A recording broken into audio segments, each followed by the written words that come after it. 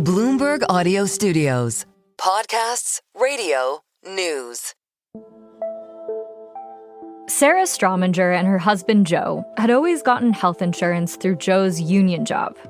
But last year, Joe left that job to start his own small business. And that meant the couple had to shop for a new health plan. We just started Googling and looking up insurance brokers, and they started flooding our phone. Sarah says once they filled out a form requesting a health insurance quote, they were inundated by telemarketers, calling with enticing offers, promising great, cheap health plans. Plans those agents said would cover the couple's expensive medical needs.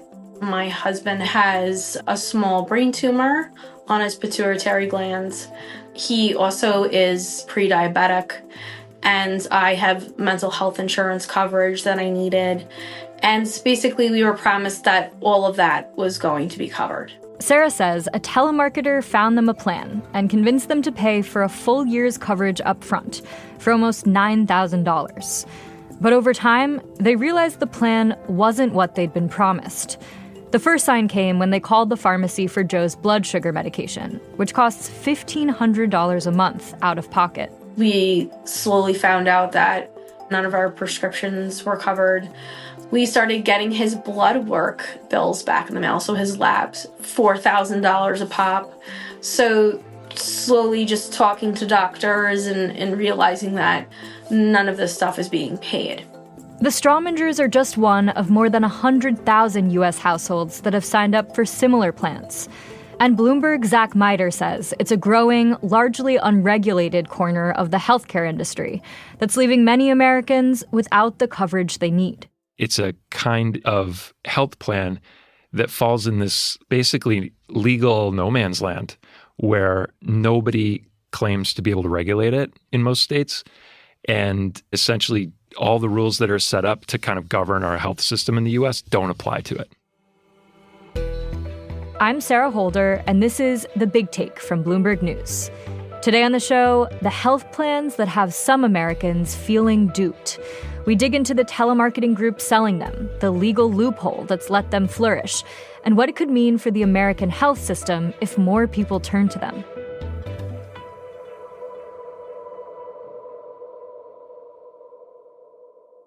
The story of how the Stromingers ended up getting sold a health plan that resembled health insurance but wasn't actually starts with an idea from one man, Bill Bryan. Who is he, and how did he come up with this? Sure. So Bill Bryan is actually, for most of his career, he was a comedy writer. He wrote for Night Court and Coach and other sitcoms of the 80s and 90s. And after his successful career as a comedy writer, he gets into real estate investing and eventually ends up being a fairly wealthy guy and gets really involved in making different kinds of business investments. And he comes across this idea to sort of fund this new way of financing healthcare in America. The idea is that Obamacare is too restrictive, right? The cheapest plans you can buy are too expensive. They have these super high deductibles, which means they're not of much use, especially for people who are just well off enough that they don't get the subsidies and who are self-employed or gig workers. They can't get health insurance through their employer. There's over 20 million people in America who don't have health insurance. And so he sees this opportunity if you could provide something that was less expensive than Obamacare, that was more affordable for people like that. People like the Stromingers. But what did that look like in practice? What did he do? So typical health insurance in the United States, if you're buying it as an individual in the marketplace as opposed to just getting it from your job, it has to meet all the standards of the Affordable Care Act, which means it's got to cover pre-existing conditions, and it's got to meet this checklist of 10 items it has to cover, like hospitalization and emergency room visits. Basic stuff like that you think of as like health insurance.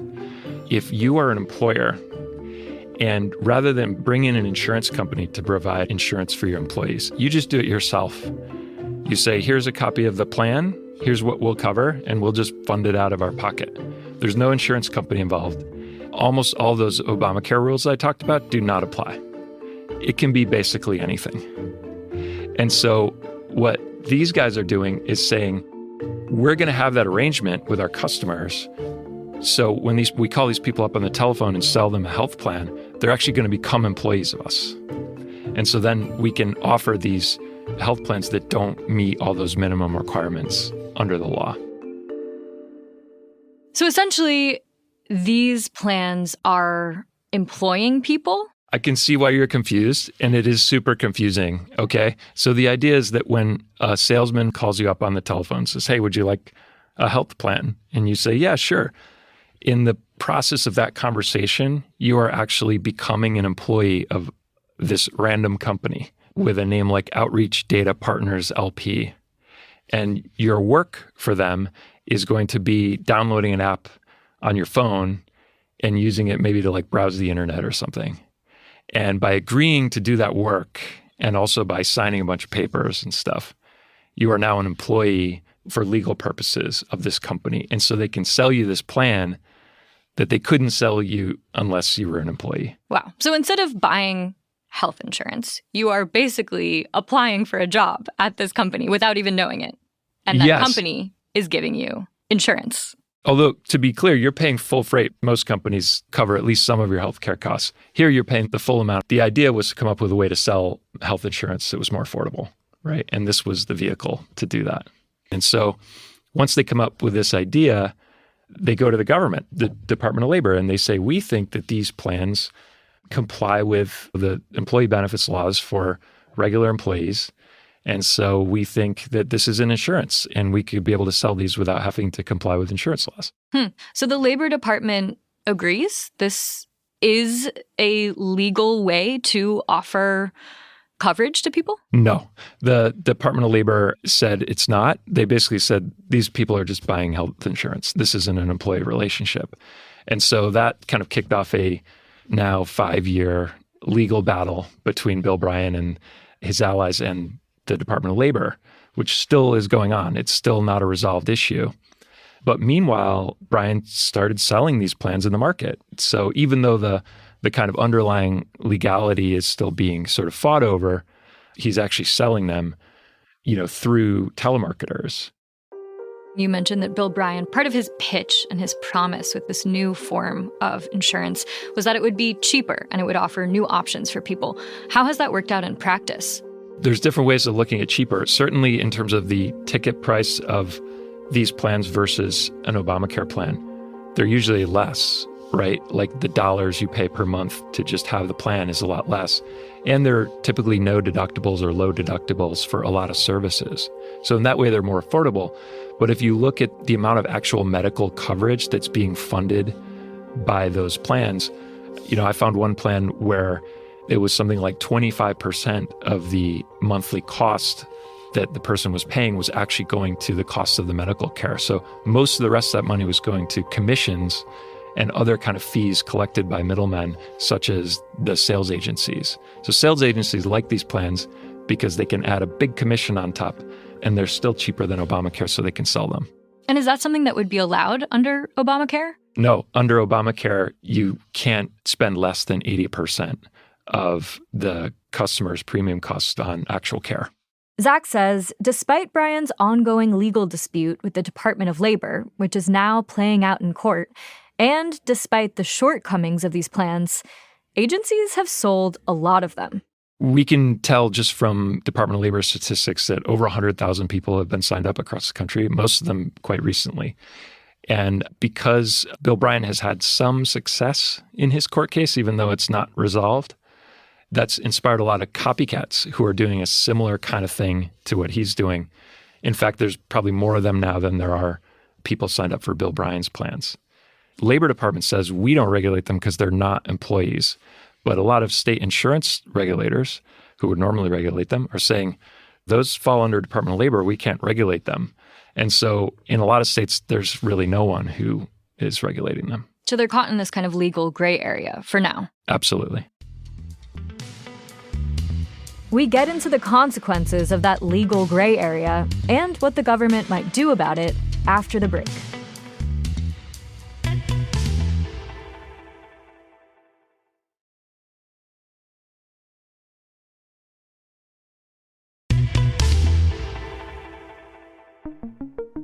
I've been speaking with Bloomberg reporter Zach Miter about a new kind of health plan that offers less coverage than is required of other policies in the marketplace after creating an employment relationship with its customers. For now, the plans live in this legal gray area, and their business model, which relies on a vast network of telemarketers, might sound just as complicated. But Zach says you can think about it like the car industry. There's the car dealer and there's the car. In this analogy, Bill Bryan, the guy who came up with the earliest version of the plans, is the car maker. But he's making a kind of car that, for various reasons, regulators can't really figure out if anyone is responsible for regulating it. And so that makes it different from other cars on the road. But there are other people responsible for selling what Bryan and other copycat companies are making. And a lot of the concerns we hear are about the way people are selling it, right? Are they saying it's a Cadillac when it's a less valuable car? That kind of thing. And in the case of the Strawmangers, the car dealer, or telemarketer, who sold them their plan, was employed by another company called Quick Health. Which is based in Pennsylvania. It's a call center. There's people there working the phones, calling people all over the country, trying to sell them various health-related products. A lot of what they were selling were Bill Bryan's health plans. And according to a former Quick Health employee who Zach interviewed, the company's salespeople were trained to exaggerate the plan's benefits, to describe them as comparable to a Blue Cross or an Aetna plan, but cheaper.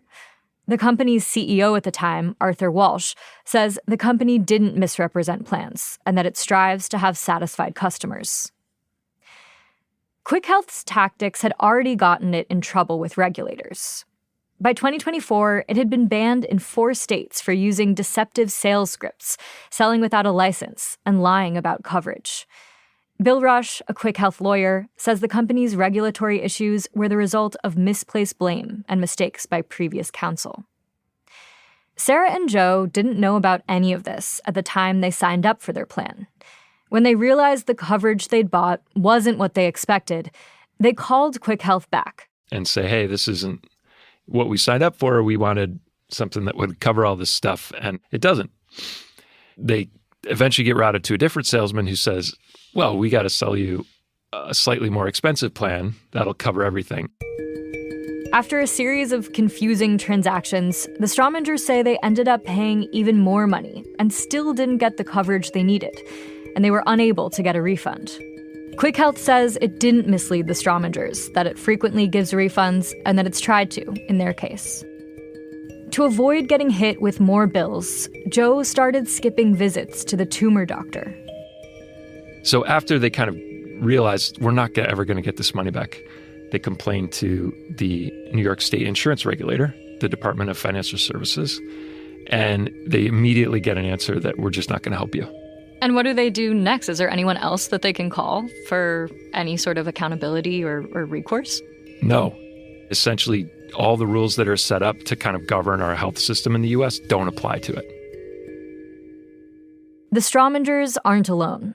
Hundreds of people have filed similar complaints with state and federal regulators and the Better Business Bureau. Many come from customers who say they thought they were buying a pretty standard health insurance plan at an affordable cost, who didn't realize they were agreeing to be an employee of a company they'd never even heard of, and who came to find out the plans didn't cover everything the telemarketers promised. Are there people for whom these plans serve a really important purpose? Are they working for some people? So Bill Bryan says that he has thousands of satisfied customers. And I think for people who really aren't going to have a lot of medical expenses, you can see why they'd be attracted to a plan with much lower costs than like an Obamacare plan.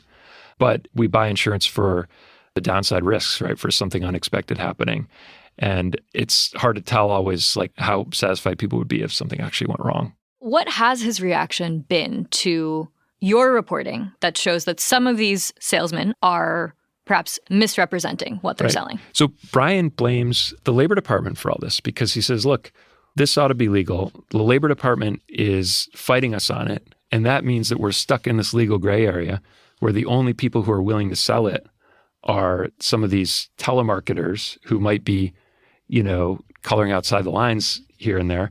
And he's trying to cut down on that and catch the telemarketers that are no good and tell them they can't sell his products anymore. But he's saying if the Labor Department would just agree that these are legal, then we wouldn't have all these problems. He's also saying that he's going to try to bring sales in-house and have his own distribution force so that he doesn't have to rely on these third-party marketers that might be doing things without his knowledge. And what is the status of that Labor Department battle? How might Trump's Labor Department look at this case? You may recall that Trump last year during the campaign was talking about how he had concepts of a plan to replace or improve on Obamacare. And we haven't seen a lot from the new administration about exactly what they would like to do. But, here's a case where I think Brian and his allies could make an argument that this would be a sort of backdoor way of deregulating the healthcare industry. And that's been kind of the dream during the first Trump administration. So you could imagine a scenario where maybe the Trump administration decides we're not going to fight this one. We're going to agree to allow these plans to be sold. Now, we asked the Department of Labor that. There's a new secretary has just been in there a little while, and we haven't gotten an answer back as to how committed they are to continuing this fight or rethinking it. If there were to be an explosion in these kinds of plans in the coming years, how might that impact other participants in the health insurance marketplace? So some of the opponents of this kind of idea, people like incumbent health insurers and, the Leukemia and Lymphoma Society and other kind of organizations like that, are very worried about plans like this becoming more common. And the thinking is as follows. If these kind of less expensive plans that don't cover as much were to peel a lot of really healthy people out of the Obamacare market, then what would happen is right now, healthy people kind of subsidize sick people in the Obamacare marketplace, right? And so if you take a lot of those healthy people out, the costs of Obamacare plans are going to rise.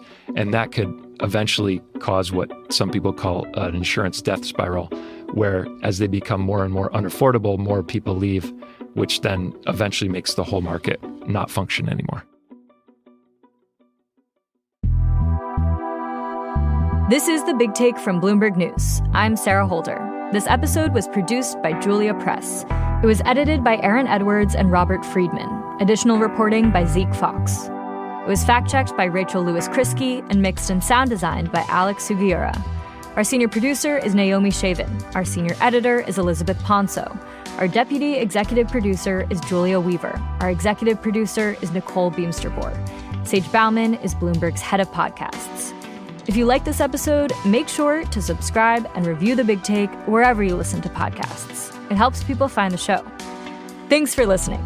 We'll be back tomorrow.